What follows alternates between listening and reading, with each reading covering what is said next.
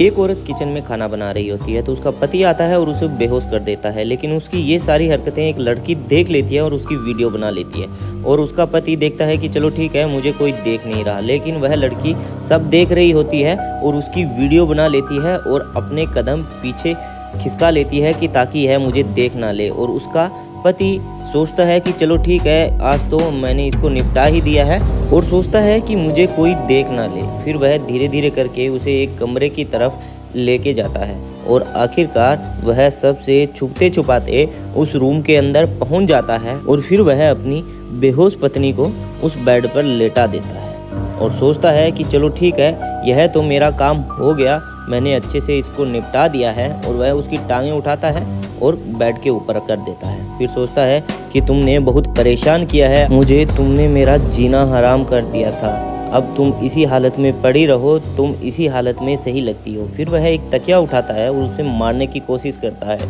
लेकिन वह रुक जाता है और बोलता है कि मैं तुम्हारे जितना गिरा हुआ इंसान नहीं हूँ, तुम तो इसी हालत में रहने लायक हो, अब पड़ी रहो यहाँ पर। तो वह इतना कहकर बाहर आता है और सोचता है कि चलो ठीक है, इसका तो मैंने काम कर दिया है। और फिर वह किसी को फ़ोन मिलाता है और बोलता है कि हाँ, मैंने सारा काम अच्छे से सेट कर दिया है, अब एक काम करो, तुम जल्दी से घर पे आ जाओ और देर मत करना, नहीं तो बहुत बड़ी प्रॉब्लम हो जाएगी। इतना कहकर वह बहुत ही खुश होता है और बोलता है कि चलो ठीक है, मैं फ़ोन रख देता हूँ, तुम जल्दी से घर पे आ जाना। और फिर वह फ़ोन कट करता है और फिर वह वापस घर के अंदर चला जाता है। तो वहाँ दूसरी तरफ उसकी बेहोश बीवी को वह लड़की उठाने आती है और बोलती है कि दीदी दीदी आप जल्दी से खड़े हो जाओ। तो वह खड़ी नहीं होती है, तो फिर वह पानी लेके आती है। तो वह जैसे ही पानी के छींटे उसके मुँह पे मारती है तो वह खड़ी हो जाती है और बोलती है कि क्या हुआ मुझे। तो वह बोलती है कि दीदी रुको, आपको मैं सब कुछ बताती हूँ, आपके साथ क्या हुआ है, आपके साथ आपके पति ने क्या किया है। तो वह उसको जो उसने वीडियो बनाई थी वह दिखा देती है और वह यह देखकर चौंक जाती है कि मेरे पति मेरे साथ ऐसा क्यों करेंगे, आज तो मैं उनको बताऊंगी उन्होंने मेरे साथ ऐसा क्यों किया। तो वह बोलती है हाँ दीदी, मुझे तो उनके कुछ इरादे ठीक नहीं लग रहे। तो वह बोलती है कि हाँ हाँ चलो ठीक है, आ जाओ, मैं आज उनको सबक सिखाती हूँ। तो वहीं दूसरी तरफ एक बूढ़ी औरत गेट खटखटाती है। तो वह लड़का गेट आके खोलता है तो वह उसकी माँ आती है और वह बोलता है माँ आ गई, तुम लेट कर दिया, एक काम करो, तुम जल्दी से आओ और बैठो। वह अपनी माँ को बैठाता है और बोलता है कि माँ कैसी हो, तुम्हारी तबीयत तो ठीक रहती है ना। तो वह बोलती है कि हाँ बेटा, मेरी तो तबीयत ठीक है, तुम बताओ और बहू कहाँ है। तो वह बोलता है कि माँ तुम्हें पता है, तुम्हारी बहू घर पे होती तो तुम्हें यहाँ रहने देती क्या, तुम्हें आते ही देखकर वह पूरे घर को सर पर उठा लेती, तुम तो जानती हो माँ तुम्हारी बहू कैसी है। तो वह बोलती है कि हाँ बेटा, तू बोल तो ठीक रहा है, लेकिन मेरी कुछ हालत ठीक नहीं है, मुझे पैसों की सख्त ज़रूरत थी, तो इसलिए मैंने तुम्हें उस दिन बोला था।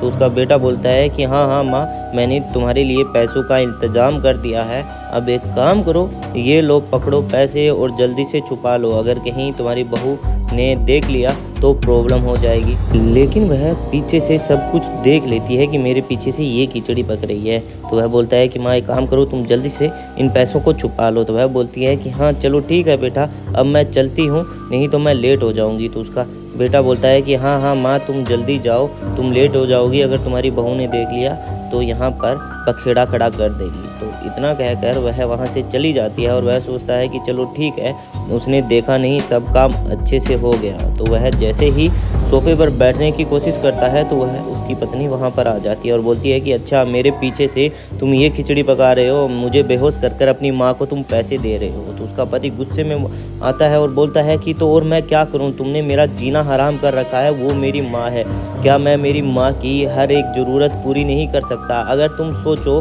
कि तुम्हारे भाई ने तुम्हारी माँ के साथ ऐसा किया होता, तुम्हारी भाभी ने ऐसा किया होता, तो तुम्हें कैसे लगता, तुम ये क्यों भूल जाती हो कि तुम्हारी अगर माँ है तो मेरी भी वह माँ है।